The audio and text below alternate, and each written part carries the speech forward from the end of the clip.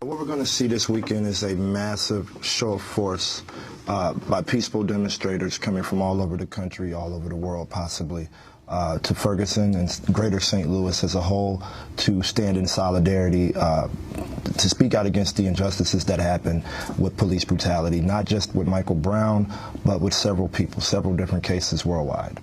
You were about to start a tour when Mike Brown was killed, is that right? Yes, I was. Where were you? I was actually being a part of the Vatterott College tour, which ironically enough, Michael Brown was supposed to attend Vatterott College. Where is Vatterott? It's located in St. Louis in Midwest region. It's a Midwest regional trade school, and I was going to help promote the music sector of the school on the tour. Did you go there? No, I did not. So what happened then? I went on one date of the tour. I went to Memphis, and I just didn't feel right leaving home with all that stuff going on, with so much commotion in the streets. So I just came back and canceled the rest of my dates. This was a reactionary event. People were just, angry. We were tired. We had seen too many black lives gunned down at the hands of police. So we just took to the streets to show our resistance to the system that had been working against us. As the weeks passed, then the organizing really started. And it was just pretty much people getting together with the people they had been on the front line with and saying, how can we make sure this doesn't happen again? How can we move forward? And that's why we founded our organization, Millennial Activists United, just to kind of see what those next steps were to make sure that this doesn't happen again. So we focused around a civilian review board at first. We focused around police oversight by the community, whatever that would look like. We focused on removing the people that were in positions of power that had let us down and allowed this tragedy to happen. The response from the community is positive. I actually had a closed session meeting with some of the Ferguson officials, and there are definitely people behind the wall that want to make change, but it's a slow process. It's too slow for the organizers, so we're looking to find ways to kind of, punch some loopholes in that and make it move a little faster, because we know that this cannot happen again. So we have to make sure that whatever change is implemented is expedient. On my timeline, I seen a dead body. Surprisingly, I didn't react what you would, probably react to a dead body. I saw the stepfather. Where do you live in relation? I stay in North St. Louis, like 8 minutes away. Like my street, I can connect to West Florissant and take that right to Canfield Drive. So I sat there for hours. I even saw the sign where Ferguson PD killed my unarmed son. And it took hours for me to actually move. So one of my best friends, Brother Al Sharif from the Nation of Islam, picked me up. We went to the site. So Brother Shaheed, the family, other people telling me that the father actually took a sheet out to the body because the body was uncovered. And the police wouldn't allow that. So I didn't know what to do, but I went to the police department to try to get some answers. So I wouldn't say I was a born organizer, but I took people there, I tweeted it out, people followed. It started with one lady named Latoya Cash, Brother Montega Simmons for the Organization for Black Struggle, which I didn't know at the time. And it was just us, 8 people, and then it grew to about 100. So we went in, tried to talk to Chief Jackson. He said he would meet with us. Then he drove off. What do you mean? So a local pastor, Pastor Johnson at Wells Springs, he kind of brokered a conversation to get some answers about the case on August 9th. It was about 9 o'clock because we've been out there about from 6 to 9. So at 9:30, I declared that I was going in, no matter what. If they locked me up or whatever was going to happen, it was going to happen at 9:30. He kind of brokered the call. 9:45, he said he'd be out. 9:50, he drove off in his truck. About a little bit after 10, me and 5 other people went inside. Which brings us to the police chief's apology. This is Police Chief Tom Jackson. I want to say this to the Brown family. No one who has not experienced the loss of a child can understand what you're feeling. I'm truly sorry for the loss of your son. I'm also sorry that it took so long to remove Michael from the street. The time that it took involved very important work on the part of investigators who were trying to collect evidence and gain a true picture of what happened that day. But it was just too long, and I'm truly sorry for that. So that was Ferguson Police Chief Tom Jackson. What's your response to that, Tori Russell?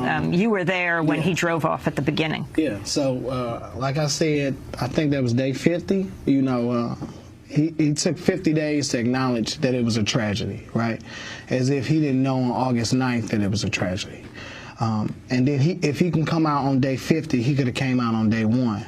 You know, just to acknowledge that it was an unarmed young man who was killed. A lot of people in the community are saying due process. He wasn't allowed his due process.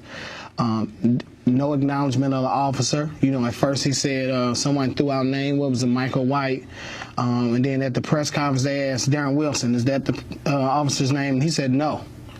You know, so how can I believe the apology after a timeline of lies? August 9th lie, you know, next week he brought out a lie. He brought out the video saying that it was a consent decree in the Sunshine Act, saying that people, the press was requesting this video, which really has nothing to do with an indictment. You can't indict a dead person. You can't indict an officer sanctioned by the state who murdered a boy. I know that nothing any of us can say can ease the grief of losing a child so soon.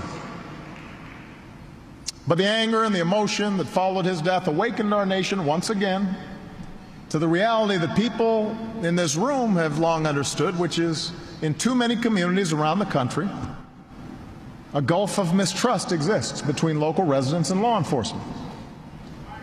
Too many young men of color feel targeted by law enforcement, guilty of walking while black or driving while black, judged by stereotypes that fuel fear and resentment and hopelessness. We know that statistically, in everything from enforcing drug policy to applying the death penalty to pulling people over, there are significant racial disparities. That's just the statistics. One recent poll showed that the majority of Americans think the criminal justice system doesn't treat people of all races equally. Think about that. That's not just blacks, not just Latinos or Asians or Native Americans saying things may not be fair. That's most Americans.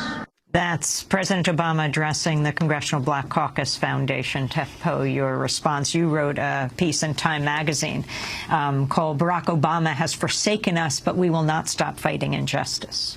Well, I mean, that speech sounds really good and it's really entertaining, but it didn't stop me and my comrades from being tear-gassed. And that's the bottom line. I walked out to the West Florissant one night, and we were surrounded by National Guards with M16s aimed at unarmed civilians and unarmed media representatives. At that very moment, I realized that I could have died. And I looked to the sky and I said, God, I cannot continue to lead my people to the slaughter. We have voted for Barack Obama 2 times. And it still happened. A lot of us young people voted for him with the assumption that what happened during Hurricane Katrina wouldn't happen to black people during his watch. I don't have any outlandish fallacies about what the government can do, but I would realistically expect that if young, unarmed, peaceful, protesting black people are demonstrating our First Amendment right, that we won't be hurdled up like cattle and forced to defend ourselves. And that's the reality that we were facing in Ferguson. It felt as if no one cared about us. Ashley, in the first few weeks there was a huge media frenzy in Ferguson. When we were there, there was satellite trucks packed into that super mall on West Florissant. I recall seeing teams of CNN reporters accompanied by bodyguards. Now most of the media has left. Has the media attention helped, and how have local residents reacted to it? Well, the reason I'm here, let's be honest, is because I took to Twitter. That first night we went to the police department, I did what a lot of people use Twitter for, and I just tweeted what was happening to me. So I think the media attention has helped, but in the process, we've really became our own media. I've had people come to me and say, you know, we go to Twitter for the real. We go to Twitter to see what's happening in Ferguson. Tef mentioned earlier the twist that they put on the protest where the police officer barreled through the protesters. If you are on Twitter, if you're on the live stream, you know that that is not the truth. So the media has helped amplify some of the truth, but they have also tried to hide some of it. But it's been circumvented by the real presence of Twitter activists such as myself. There's a lot of talk that this moment in Ferguson has become sort of the ground zero for a national movement. How do you, as an activist there on the ground, take to that, take this perception that you're seen as being at the epicenter of a national struggle? I think it's a wonderful positive opportunity. and we're grasping it.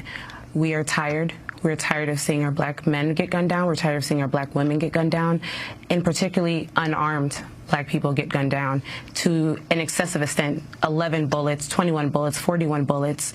We are tired of it, and we know that it is not just happening in Ferguson. There's John Crawford in Dayton. There's Ezell Ford in L.A. John Crawford is the man who was shot dead in a Walmart, holding a Walmart product. Yes, yes. So we know it's not just isolated to Ferguson. We see all the other cases, and we've made grand efforts to get out to those cities and connect with those people to let people know that this is not just a Ferguson issue. It's a nationwide issue of police brutality that has to stop.